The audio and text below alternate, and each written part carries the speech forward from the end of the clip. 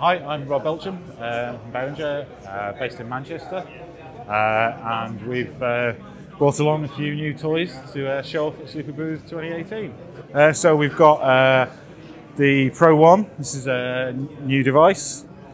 It's obviously based on the Classic. We've got USB, MIDI, a few CV input outputs. So you've got your filter envelope, VCA, kind of all the features of the original, really. It was a particular popular synth, like 80s kind of pop, synth pop. So it's got a fond place, like in people's hearts, I think, the Pro 1. So this, well, I'll be honest, today's the first time I've seen it as well. So it's a brand new prototype. I'm not sure what the release date's going to be yet. I honestly don't know. Obviously Neutron was just released, shipping this month. We've got the Odyssey as well. So it's again classic synth. We've done a couple of additions. So we've got a 64-step sequencer, arpeggiator built in. And we've got the addition of a digital multi-effects, so you can have reverb, delays, chorus, combinations of effects, and the usual USB, MIDI, the kind of modern things you'd expect.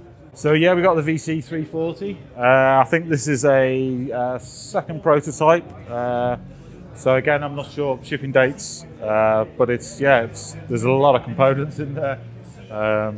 It is what it is. So this is a classic 808 drum machine that we've modelled and cloned the analog circuit, got it as close as we can. I've been spending quite a few weeks listening to kick drum transients and so on. We've added a couple of cool features. So we've got a wave designer, which allows you to adjust the transients, attack and sustain. And the sustain on the kick drum, when you bring it up, it's like nothing else. And we've also got the addition of a 3320 filter. So this is one of the new Cool Audio 3320s, switchable high pass, low pass.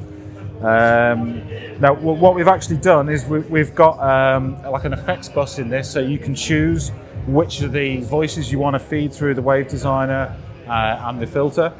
So you can choose, just to put the kick through or kick hats, and it gives you a lot of flexibility then to actually take the sound somewhere else and get a bit more out of it than you would normally get from the straight voices. Obviously we've got individual outputs, MIDI, USB, trigger outputs, analog clock in and out. So we've tried to put as much connectivity as we can. Yeah, well, as I say, we've got a wave designer, so you've got individual control over boosting, attack and sustain, and you can actually choose which voices you want to process through the effects bus, which is the wave designer and the analog filter.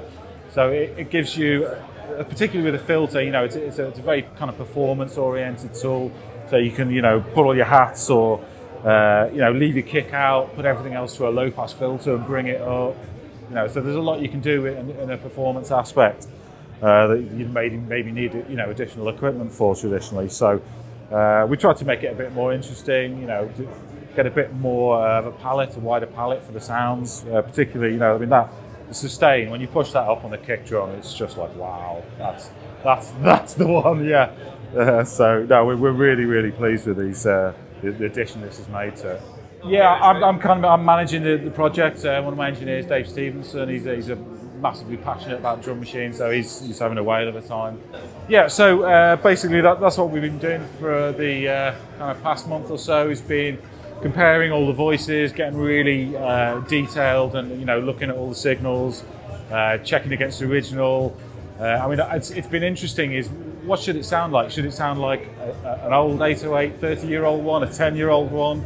Because when you look at some of the reference samples, they were probably done 15, 20 years ago, and they sound different to an original 808 now, because the components have aged. So, there's been a bit of judgment about, okay, well that's the sound we're going for. But yeah, we've been fine-tuning the analog voices while the software's in development. So we're pretty much there with the voices now. We're happy with it. It's as close as we can get it. So yeah, just a case of finishing off the software now and getting it into mass production. But yeah, the process is now, so we go through, this is still handmade sample, so the next stage will be pre-production. So we'll have proper tool surface, metalwork, hopefully final boards. So it's a case of finishing off the software, all the testing on the software, making sure everything's good, and then ramping up for production.